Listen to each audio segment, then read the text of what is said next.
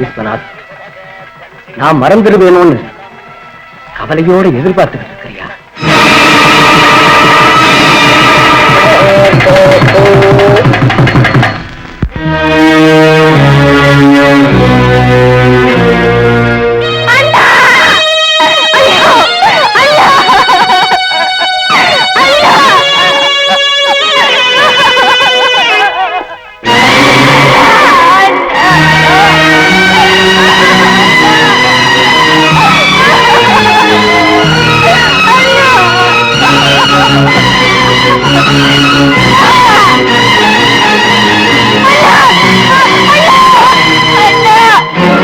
உன் தங்கச்சி கல்யாணத்துக்காக நீ பணத்தை திருடின, அது இன்னொருத்தன் தங்கச்சி அனாதையாக்கிடுச்சு. உன் தங்கச்சி கழுத்துல தாலி விழறதுக்காக நீ செஞ்ச காரியம் இன்னொருத்தன் கழுத்துல தூக்கு கயிறு விழ வச்சது. இந்த பாவத்தை எப்படி தீர்க்க முடியும்? இதுக்கு பிராயச்சித்தமா நீ என்ன செய்ய போற? ஒரு பெரிய உத்தமனா வாழ்ந்தாரு, நியாயத்துக்காக தான் உயிரியே விட்டாரு. பாவம், இவருக்கு இப்படி ஒரு நிலைமை ஏற்பட்டுருச்சு. இதெல்லாம் சொல்லி என்ன பிரயோஜனம்? உலகம் அறியாத பொண்ணு, அவ என்ன செய்ய முடியும்? எல்லாருமா சேர்ந்து கொஞ்சம் காசு சேர்த்து நடக்க வேண்டிய காரியங்களை நடத்தி முடியுங்க. இல்லம்மா, என் சிநேகிதனின் ஈமக்கிரைகளுக்காக நீங்க யாரும் சிரமப்பட வேண்டிய அவசியம் இல்லை.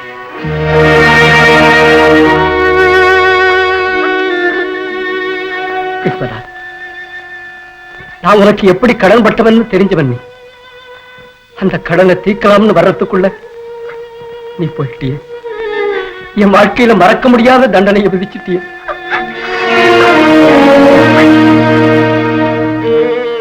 உன்னால எனக்கு கிடைச்ச சகாயம் என் தங்கச்சி வாழ்க்கையை நிலவர செஞ்சதுன்னு சொல்லத்தான் இங்க வந்தேன். ஆனா என் வார்த்தையை கேட்க முடியாத தூரத்துக்கு நீ பயணமாயிட்ட. உன் தங்கச்சி கல்யாணத்துக்கு வேண்டிய பணத்தை நான் தர்றேன்னு இந்த திருமங்கலே சாட்சியா சொல்லத்தான் இங்க வந்தேன். அம்மா, அண்ணன் போயிட்டான், கண்ணீர் விடாதேன்னு சொல்ல மாட்டேன். ஆனா இந்த அண்ணன் உனக்கு துணையா இருந்து உன்னை காப்பாத்துவான்னு மட்டும் உறுதி சொல்றேன்.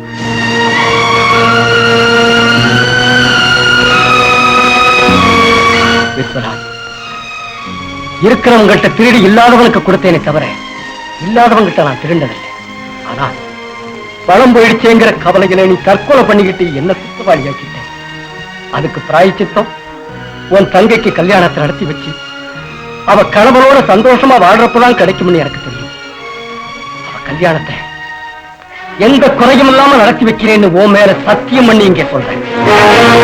அப்படி தனியா இருக்கே, வா என் வீட்டுக்கு போலாம்.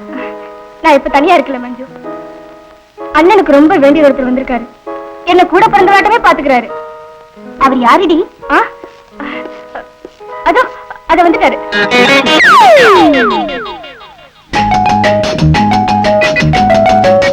அண்ணா, இது மஞ்சுளா தான், என் பெஸ்ட் ஃப்ரெண்ட். வணக்கங்க. வணக்கங்க. உங்க பேர் என்னங்க? பேரு மணி. ஓஹோ, அப்படியா? நான் விஸ்வநாத சாரோட உங்களை பார்த்ததே இல்லையே. அது பூர்வீகம் நமக்கு சிங்கப்பூருங்க. அம்மா ரேகா, இது உள்ள கொண்டு போயமா. நான் வெள்ளத்தை மறந்துட்டு வந்தேன், எடுத்துட்டு வந்துடுறேன்.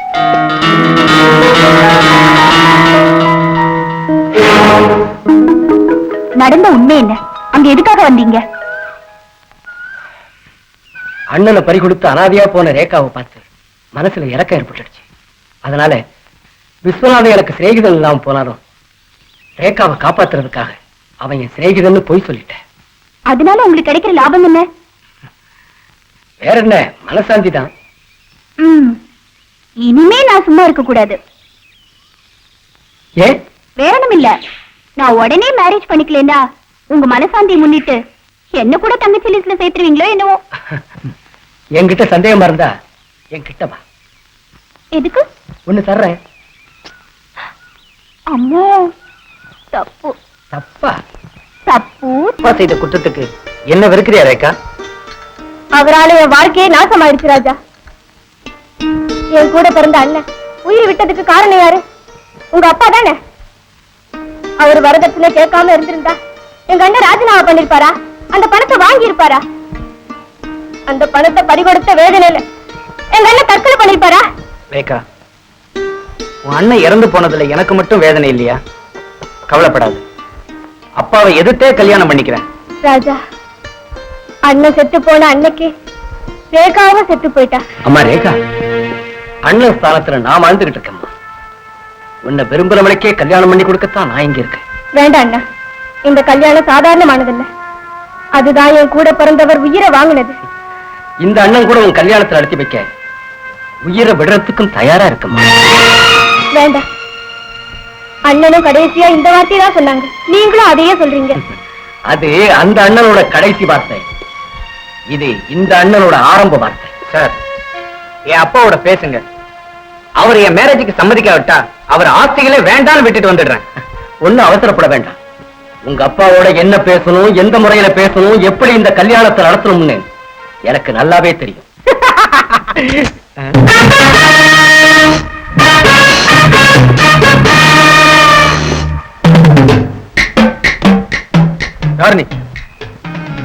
நீ நிறுத்தி வைக்கணும்னு நினைச்ச ரேகா மேரேஜ நடத்தி வைக்கிறேன்னு சேலஞ்ச் பண்ண வந்திருக்கிற ஆம்பளை. பர்மிஷன் இல்லாம எங்க எதுக்காக வந்த? பர்மிஷன் வாங்கிட்டு வர்றவன் நண்பன், பர்மிஷன் இல்லாமலே வர்றவன் விரோதி. எனக்கு உனக்கு எந்த விரோதமும் இல்லையே. வைகுண்டத்தில் இருக்கிற விஷ்ணு பகவானுக்கும் பூலோகத்தில் இருக்கிற ராட்சசர்களுக்கும் இடையே யுத்தம் நடந்தது விரோதத்தினாலயா? ஓ, நீ அவதார புருஷனா? இப்ப நான் ஒரு சாதாரண மனுஷன். நான் அவதாரம் எடுக்கிறது உன் வார்த்தையை பொறுத்து இருக்கு. ரேகா கல்யாணம் நடக்கணும்னு 50,000 தேவை. அந்த பணத்தை தர வக்கு இல்லாம அவ அண்ணன் செத்து போயிட்டான். அந்த 50,000 தந்துட்டா உடனே ராஜேந்திரனுக்கும் ரேகாவுக்கும் கல்யாணம் நடந்துரும்ல? நிச்சயமா. அப்ப அந்த 50,000 எப்ப வேணும்? இப்பவா, ராத்திரிக்கா, விழிஞ்சு தந்தா போதுமா? வசதி உள்ளவனா இருந்தா இந்த இடத்திலேயே லட்சமா தர முடியும். ஆனா உன்னை போல உள்ளவன் என் முன்னாலேயே என் பெட்டியில இருக்கிற பணத்தை எடுத்து என்கிட்டயே கொடுப்பேன். ஆனா அந்த மாதிரி தர பணத்தை வச்சு என் மகன் கல்யாணத்தை பண்ணணுங்கிற அவசியம் இல்லை.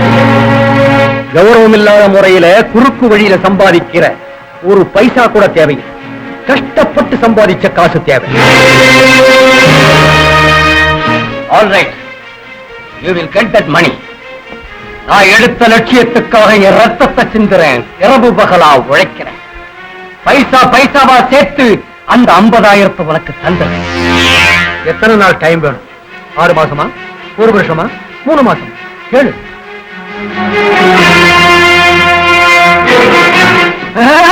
பழக்கமில்லாத வேலையாச்சே, கொஞ்சம் கஷ்டமா இருக்குமேன்னு கேட்டேன்.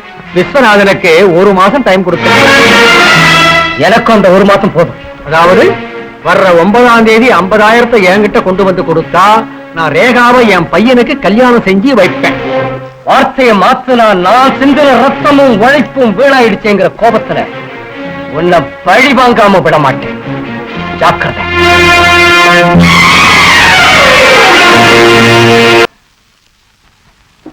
என்ன மச்சா, அவ உனக்கு தண்ணி காட்டிட்டானா? பையன் ரொம்ப திறமசாலியா இருக்காயா. பின்ன அவனை யாருன்னு நினைச்ச? அவன் தான் என் பொண்ணை விரும்புற வீரன், எனக்கு வரப்போற மாப்பிள்ளை. அவ சொன்னபடி பணத்தை கொண்டு வந்துட்டா என்ன பண்றது மச்சான்?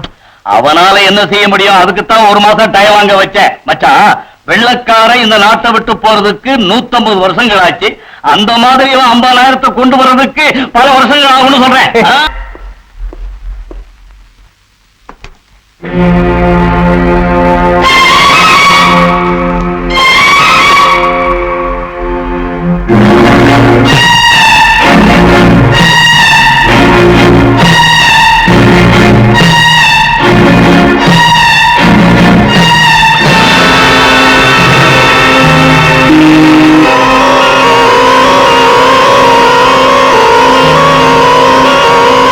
அந்த மாதிரி தூக்கு கயிறை போட்டு விஸ்வநாதனை கொலை செஞ்சு.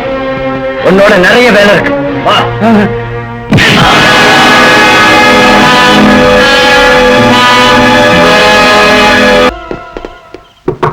பாரதி, பாரதி, கதவு தரமா? கதவு பூட்டிடுமா? நில்லு. யாரையாவது கொலை செஞ்சுட்டு வரியா? அந்த பேர் நினைச்சு அத்தா என்ன சுட்டுட்டாருமா. உண்மை உங்கள்கிட்ட சொல்லிட்டு போகத்தான் வந்தேன். உண்மை எனக்கு சொல்றியா? கொலைக்காரனுக்கு அடைக்கலம் கொடுக்கறதுக்கு நானும் சாதாரண பொம்பளை இல்ல, ஒரு போலீஸ் ஆபீசர் மனைவி.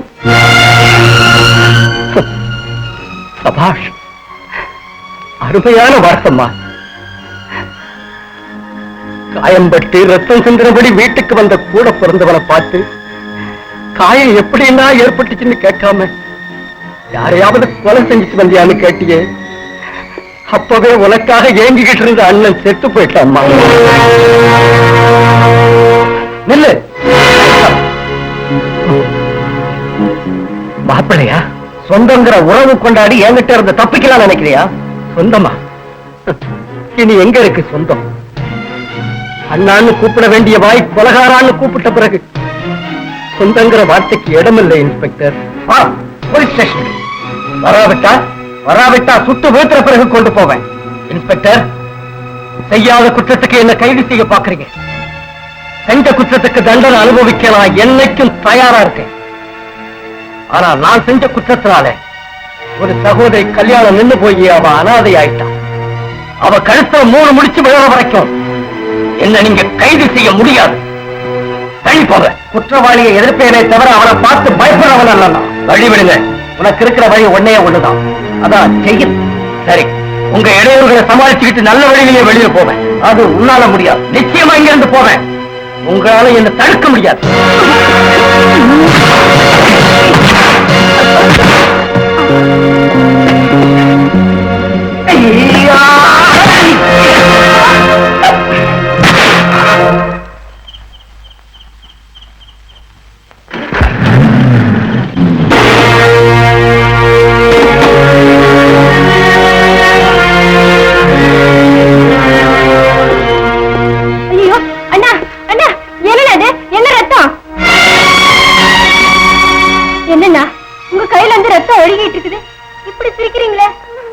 என்ன பிரிஞ்சு போன தங்கச்சிய இப்ப நான் பார்த்துட்டேம்மா.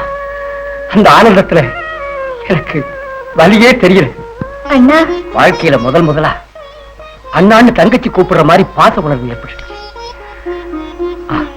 வாமா, பீரோல இருக்கிற அந்த பணத்தை எடுமா.